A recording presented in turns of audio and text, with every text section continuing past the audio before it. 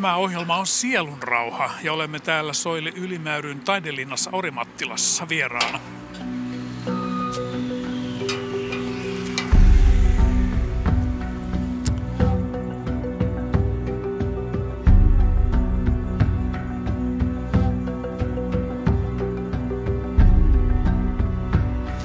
Katsotaanpa, onko taiteilija Soile Ylimäyrä kotona. Päivää. Päivää, tervetuloa. Kiitoksia, kiitos.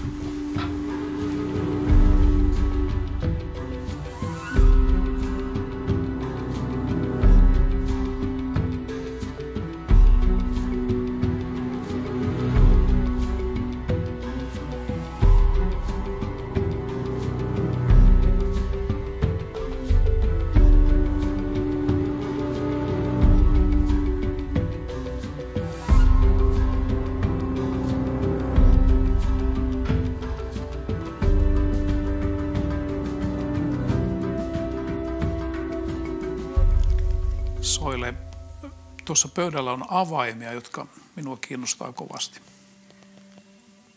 Minua kans kiinnostaa sen takia, että vuosikymmeniä sitten niin vielä nuoruudessani kannoin avaimia aina riippuen siitä, mikä on asu ja minkä värinen on. Ja sitten mä maalasin, niin kuin näkyy, siniseksi ja sitten vähän toisenlaisen väriseksi. Ja sitten kysyttiin aina, että minkä takia sun täytyy kantaa avaimia. Siihen aikaan mä sanoin, että no niin kauan kannan kuin mä löydän oikean oven. Ja se on löytynyt. Niin, ja sitten matkan varrella 1-2 huomasin, eihän ne ovet ole kiinni, ne ovat auki, kaikki ovet. Ja minulle tietysti haastattelijana se tarkoittaa sitä, että 30 maata tohtorin väitöskirjat on tehty, taidetta on tehty runsaasti sekä lasi- että maalaustaidetta. Se on huikea matka. Siitä varmaan kertoo avaimet, että kun käyttää monenlaisia avaimia, niin aina löytyy uusi polku.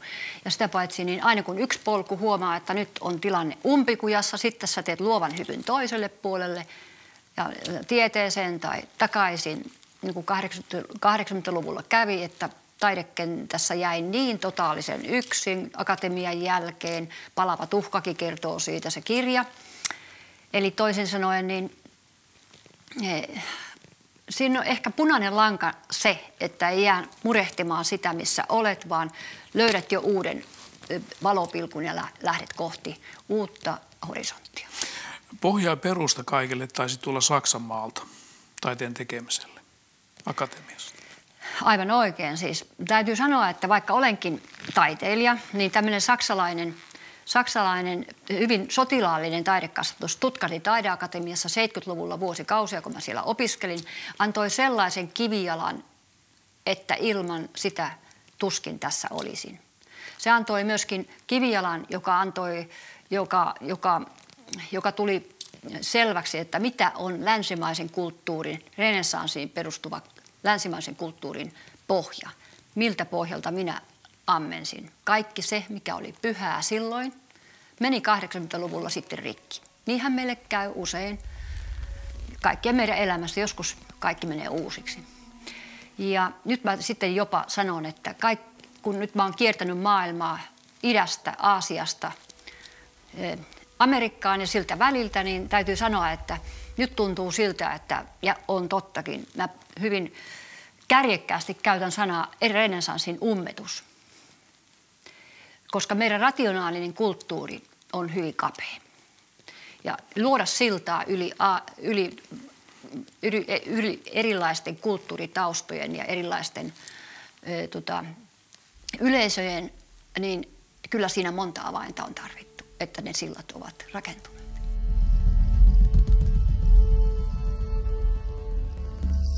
Soile, tuossa seinällä on muotokuva, jonka teit minä vuonna. Akatemian lopputyö 76 vuodelta. Olin muotokuvamaalari, niin kuin näkyy, niin siinä on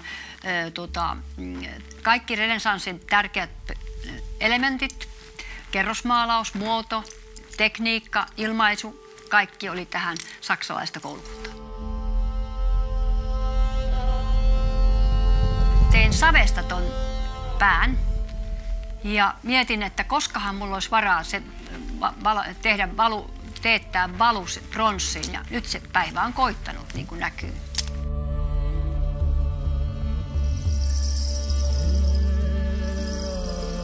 Kun sä nimeät näitä töitä varmasti. Niin. Minkä olet antanut tälle nimeksi? Palava uni. Palava uni. Yllätys, yllätys.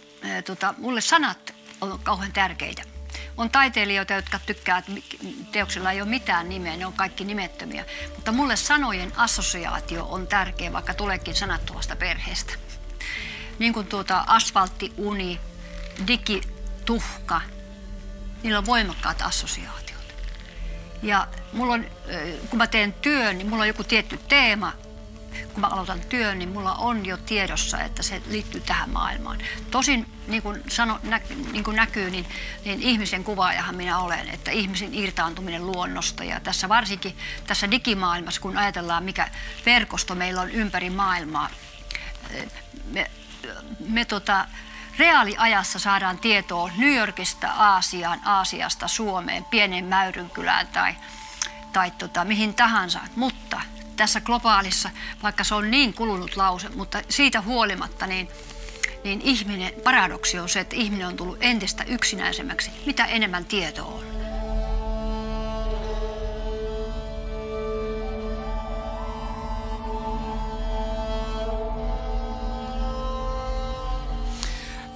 Mennään hieman sinne lapsuuteen ja kotiin, josta varmasti aikamoiset voimavarat ammenat edelleenkin taustoista. Mä oon joskus lyhyesti sanonut niin, että paras akatemia oli kotona. Eli ne eväät hiljaisessa perheessä, eli hiljainen seurakunta, niin kuin mä vähän humoristisesti sanon, niin kun viittomakieli kuurojen vanhempien lapsena niin antoi aivan erilaiset eväät elämää varten. Mun äitihän luetutti meillä iltasatujen sijaan Helen Kellerin elämäntarinaa. Helen Keller ei kuullut, ei nähnyt, hänkin pärjäsi ihan hyvin elämässään. Ja antoi siis oikeat mittasuhteet elämää varten.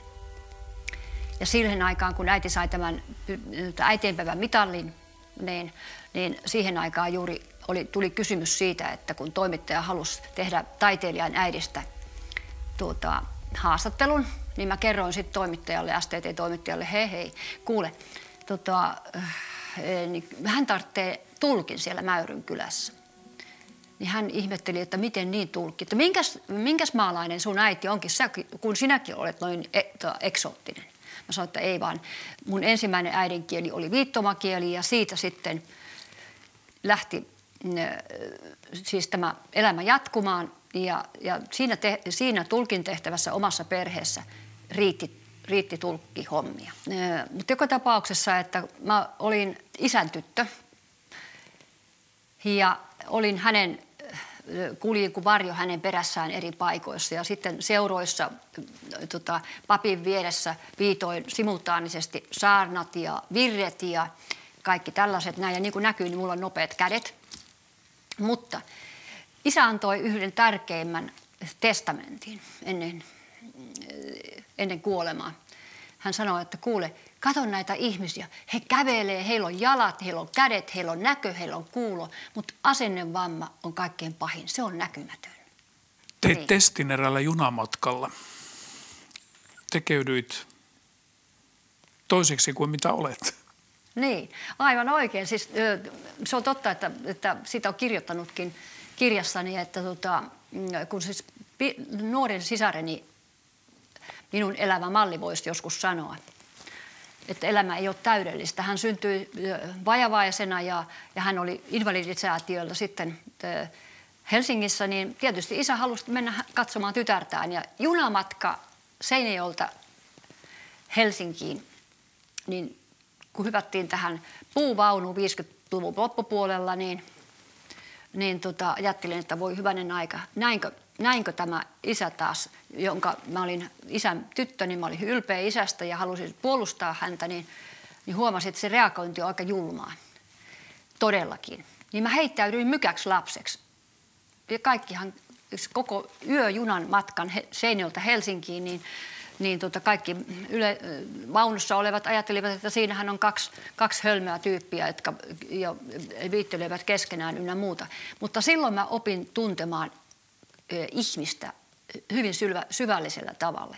Ja kun aloittiin sitten aamua vasten saapua Helsinkiin, niin mä olin vihaa täynnä. Mutta mun isä on tässä ja meitä kohdellaan tällä tavalla, niin mä käännyin ympäri ja sanoin, että kiitos kovalla äänellä, jolloin mä tajusin, että nyt nämä ihmiset tajusivat, että nyt tämä tyttö on kuunnellut koko yön meidän juttuja.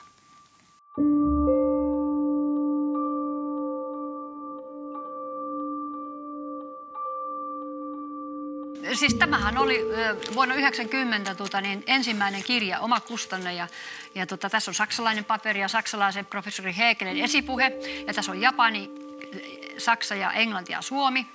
Ja sitten saksalainen galleristi sanoi, että laita tämä sinne Jyryyn Frankfurtin kirjamessulle, joka on maailman ykkönen. Ja tähän oli otettu enemmän kuin lääkärin määrään niin paljon lainaa, että joku sanoi, että älä vaihda taloon kirjaan. Frankfurtissa ilmoitti, että olkaa hyvä, hieno kirja, että tule koko omalla osastolla ja tuo myöskin maalauksia sinne.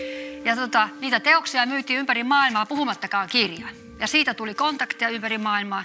Ja sitten niin sanoi sitten Jyry, että tule ensi vuonna uudelleen. Ja sitten taas pakattiin kirjoja ja maalauksia 4 vuonna. Ja tässä on todella upea työ, jonka sisällä on myöskin teräsvillaa. Joo, mä tykkään teräsvillasta. Mä joskus keksin sen, kun studion lattialla oli jotakin semmoista ihmeellistä, niin mä heitin sinne. Ja siitä tulikin niin vaikuttava. Itse asiassa se antaa sille syvyyttä vielä enemmän. Ja sitten mä sain tähän vielä tämän. Liikkuvan. Että liikkuvan elementin palava käsi, niin kuin näkyy, niin se on siinä.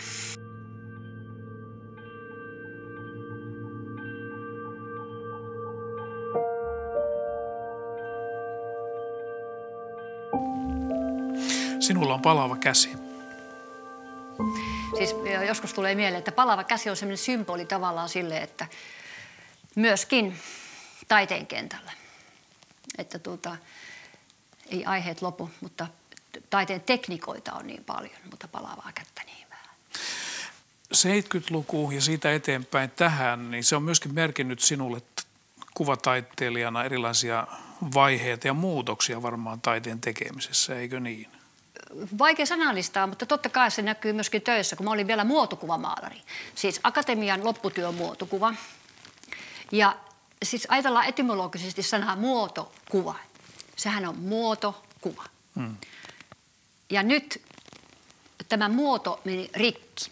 Mä porauduinkin siihen muodon sisään, eli siihen ihmisen ytimeen.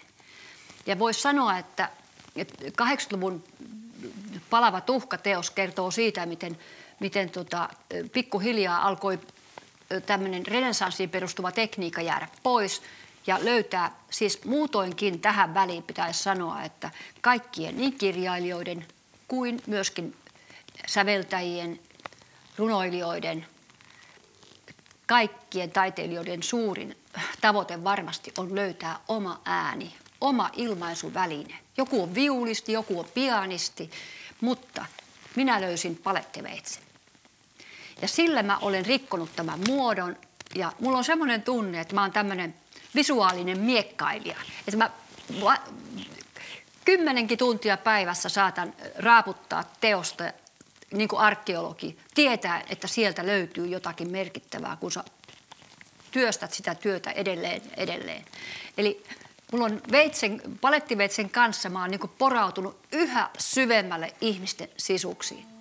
Eli siihen maailmaan, joka, kun ihmiset sanoo, että pitää olla paljon kokemuksia, mutta toisaalta, mitä niillä kokemuksilla tekee, kun kerran kävelin kadulle ja joku sanoo, että elämä valuu hiekkaan.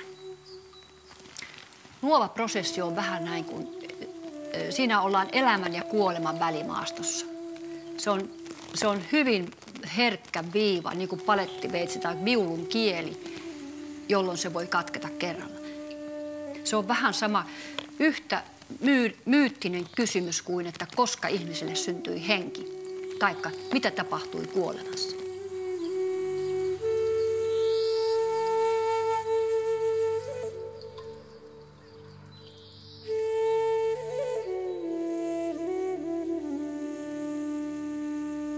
tämä on dikkituhka, jossa on, koodit tuolla niitä digimaailmasta. Ja sitten tämä elämähän on päälaillaan. Ja sitten tämä ihminen keskellä kaiken. Ihminen on rakentanut viisaudessaan koko tämän digimaailman. Ja paradoksi on, että ihminen kuitenkin itse siinä särkyy ensimmäisenä rakentamassaan digimaailmassa ja asfalttiviidakossa vielä. Minkä takia täällä on linnut, niin lintujen symboli on sitä vain, että niin koko ajan muistuttaa ihmistä, että muista ihmispoloinen olet osa luontoa. Ja tämä särkyvyysteema ylipäänsä on mulla se syvällä oleva teema. Särkyvyys, ihmisen rakentava maailma ja paradoksi on se, että hän siinä särkyy itse.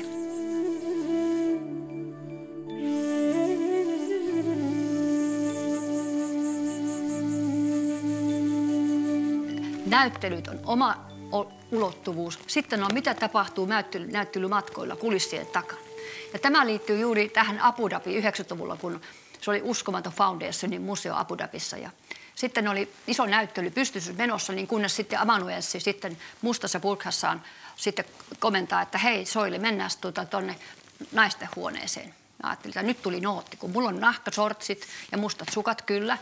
Mentiin naisten huoneeseen, niin hän heitti sen burkan pois ja näytti, että voi, tässä on mun vaatteet, jotka hän juuri Pariisista kävi hankkimassa. Ja hyvä niin, mutta muutama päivä kului, jälleen mä sain kutsun sinne naisten huoneeseen. Ja burka lensi häneltä jälleen pois tältä naiselta. Ja tämä oli jostakin Lontoosta ostetut vaatteet. Kunnes mulle tuli mieleen, että hei, annapas mullekin tämä burka, että mä haluan myös nähdä, että miltä mun työt todella näyttää sen verkon takaa. Täytyy sanoa, että ei ole merkitystä, onko siinä verkkoa vai ei syystä, että näköjään näyttelyteokset ovat niin vahvoja, että se tulee läpi. Sinä käytät lasia myöskin paljon. Mitä tapahtuu, kun lasi yhdistetään esimerkiksi toteemiksi, joita sinulla täällä on? Mä edustin vuonna 2006 Tukholman galleristia yksityisnäyttelyllä Floridassa, Miamiissa taidemessuilla. Ja sinne eksyy sitten, mulla oli isoja töitä siellä, niin sinne eksyy sitten Perengon studion Venetsian Muranosta omistaja Adriano Perengo ja katselee, että voi nämä maalaukset niin hienosti lasiin. Voisitko ajatella yhteistyötä? Ja siitä se alkoi. Ja tämä lasin prosessi alkaa siitä, että mä ensin teen niin kuin arkkitehti työpiirustukset tarkkaan, eikö niin? Ja ne kainalossa sitten matkustan sinne Venetsiaan. Ja meillä on semmoinen tiimi siellä, että siellä on 3 kehonrakentajaa, jotka muuta kuin seisoo möllöttää ja sitten kuljettaa niitä painavia lasin veistososia syystä, että minä en puhalla. Siis ne ei ole puhallettua, vaan täyttä lasia. Siis lasihan on kiveä, niin kuin me tiedämme kaikki. Mutta se, että siinä myöskään ei ole muottia, vaan ne tehdään esimerkkinä vaikkapa joku teos, jossa on pää ja sitten siinä on erilaisia yksityiskohtia, vaikea tarkemmin selostaa, mutta joka tapauksessa se on yhteistyötiimi, johonka mulla oli myöskin opeteltavaa syystä, että minähän olen ateliessa, kun mä maalaan, niin mä olen siellä yksin. Nyt mun piti oppia työskentelemään tiimissä, vähän niin kuin jääkiekkopeli, jota mä ihailen kovasti, jääkiekkomatsia. Että kuinka ne toimii niin hienosti yhteen. Minä en pystyisi siihen koskaan, mutta aika hyvin mä oon oppinut sitten siellä tiimissä toimimaan, eli ettei tule väärinkäsityksiä, niin mitään muottia ei ole. Ne on yksittäisiä, ainutkertaisia teoksia. Ne syntyy kuin maalaus tai ihminen konsanaan ainutkertaisena.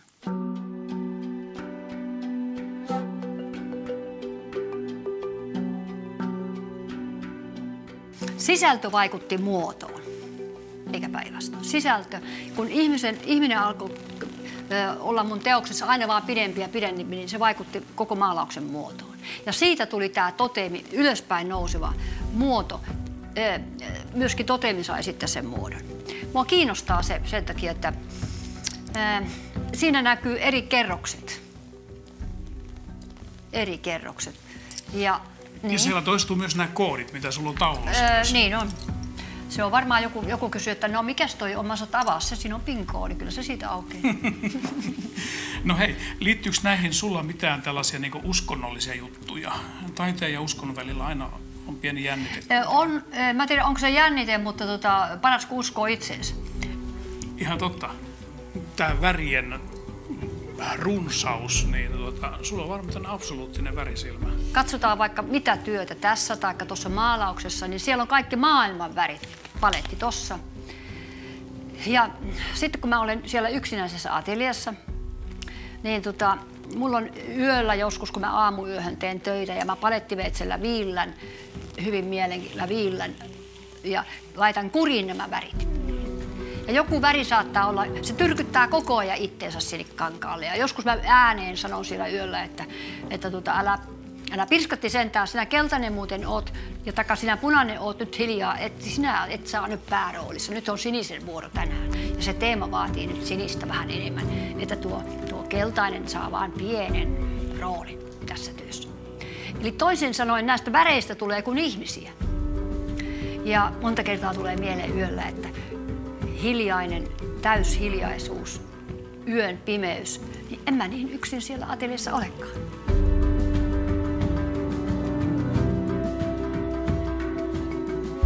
Taideakatemiassa Stuttgartissa mun piti jollakin tavalla saada rahoitettua opiskelua. Mulla oli hyvä kuulo.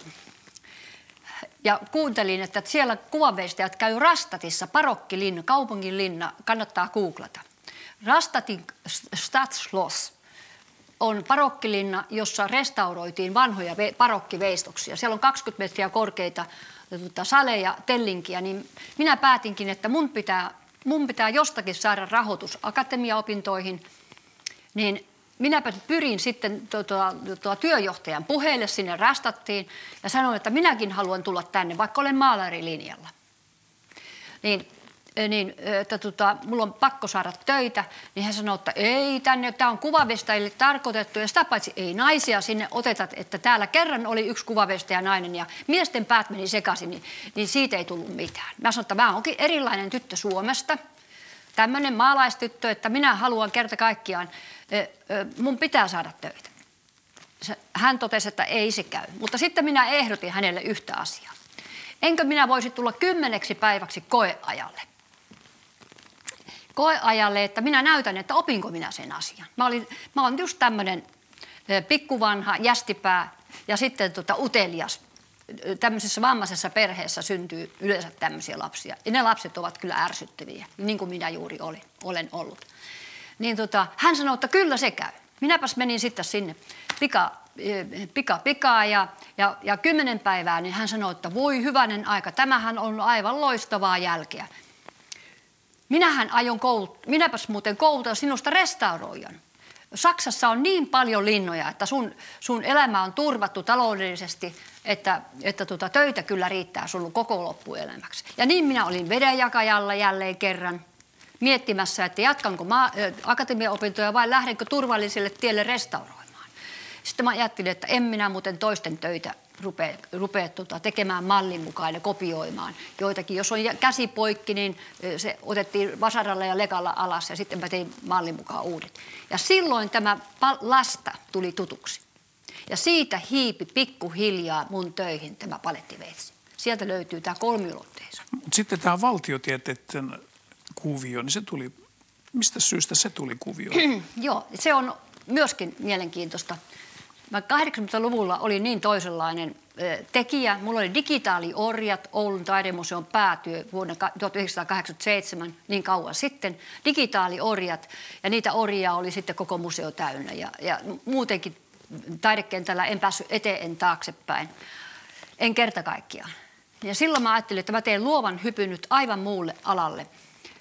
Humanistiset aineet ei minulle ole tarkoitettu, mutta valtiotiede kiinnosti syystä, että tämmöisessä erilaisessa perheessä Mäyrynkylässä, jossa oli omalla tavallaan hyvin ahdistava ilmapiiri, niin mä näin, miten yhteiskunta toimii, miten yhteiskunta suhtautuu erilaiseen perheeseen, erilaisiin vammaisiin ihmisiin.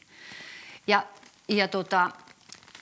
se Ja sitten se tapa, kun olin osannut säälistä tarpeekseni ja sitten sitä paitsi niin hyvän tekeväisyyskin näytti siltä, että pirskatti sentään, se on kyllä yhteiskunnan niin kuin vallankäyttöä, julmaa vallankäyttöä.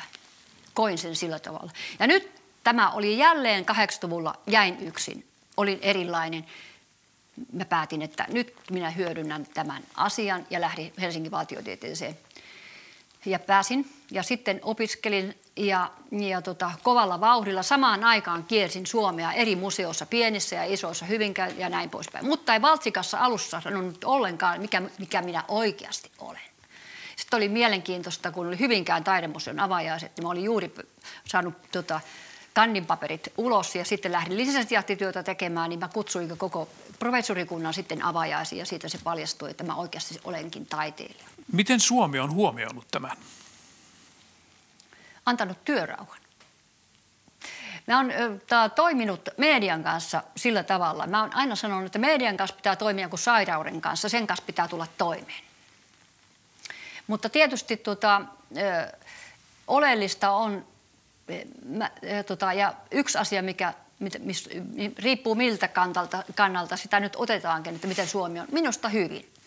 Mä oon saanut rauhassa kiertää maailmaa, mutta se on ollut myöskin minun valintani. Ihminen on valintojensa näköinen. En ole rakentanut elämääni iltapäivälehtien varaan, koska oleellisempaa on, että kun maailmalla on, niin siellä kirjoitetaan, siellä haastatellaan, niin mä en ole halunnut täällä työrauhan takia myöskään levitellä niitä asioita kovin paljon syystä, että se, että jos sulta menee työrauha,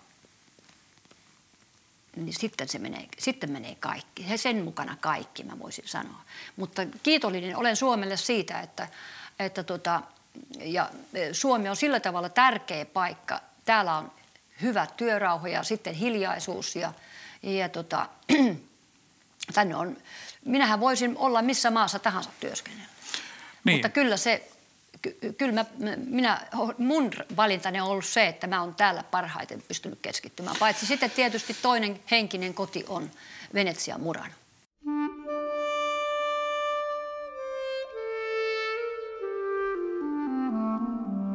Soili, mä teen 6 lyhytkysymystä, jotka olen tehnyt kaikille taiteilijoille. Yksi on tällainen, että mitä sinä arvostat eniten? Työrauha ja terveyttä. Missä tilanteessa valehtelet? En missä. Mikä on arvokkain omaisuutesi tai ominaisuutesi? Sinnikkyys. Kuka haluaisit olla, ellet olisi juuri sinä? Kun olen minä, niin kuinka sitä voi olla sitten joku toinen? Miten haluaisit kuolla?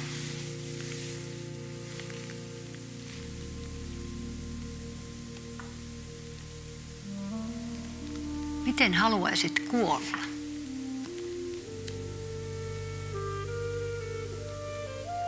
Rauhallisesti.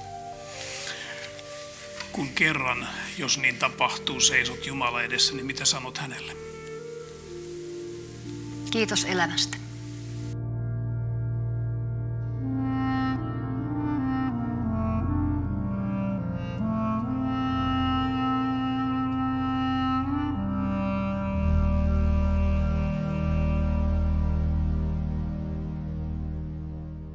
Soile, kiitos, että saimme tulla tänne Taidelinnaasi tapaamaan sinua ja puhumaan taiteestasi, jota olet tehnyt ja teet. Ja mä haluan jättää ihan pienen muiston. Täällä ei ole viinipullo. Täällä on kynttilä ja pieni kynttilän alunen, vaikkapa joulun viettoon tai pimeisiin iltoihin.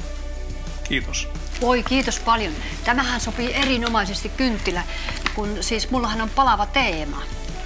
Palavaan tuhkaan sopii loistavasti. Eli niin kauan on toivoa, kun on kynttilävaloa. Näin on. Kiitos paljon. Kiitos.